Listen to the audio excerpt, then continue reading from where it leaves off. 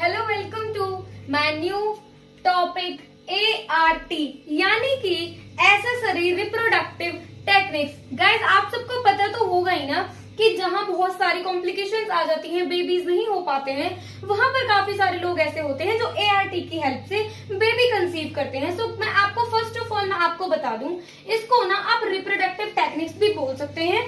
फिर मैं आपको बताऊं, आपकी रिप्रोडक्टिव टेक्निक्स ना 5 टाइप्स की होती हैं। IVF, ZIFT, GIFT, ICSI, NAI। यानी कि IVF का मतलब in vitro fertilisation. In vitro fertilisation का मतलब ये नहीं होता, बहुत सारे लोग सोचते हैं कि जो बेबी डेवलपमेंट होता है वो किसी न किसी उसमें ही हो जाता है, ट्यूब में हो जाता है, बट नो, ऐसा नहीं होता है।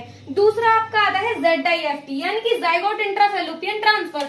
यानी कि जाइगोट का हम ट्रांसफर करवा देंगे बेबी मदर की फैलोपियन ट्यूब के अंदर, यानी कि पूरा खेल सिर्फ जाइगोट को क्या कराने का है, हमारे पास में ट्रांसफर कराने का। तीसरा आपका आता है GIFT यानी कि गैमेट इंट्राफेलोपियन ट्रांसफर। उसी फैलोपियन ट्यूब में आप अपने गैमेट्स ट्रांसफर करा सकते हैं। फिर वहां से पूरी की पूरी बेबी डेवलपमेंट प्रोसेस स्टार्ट हो जाती है।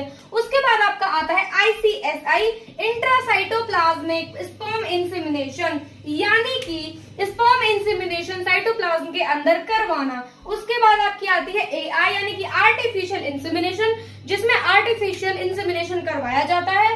अगर आप को मैं बता दूं, इसके बाद अगर बेबी के अंदर कोई भी डिसऑर्डर देखा जाता है तो उसके लिए एमनियोसेंटेसिस करवाया जाता है। इसी एमनियोसेंटेसिस से पता चलता है कि कहीं बेबी के अंदर कोई जेनेटिक डिजीज डिसऑर्डर तो नहीं।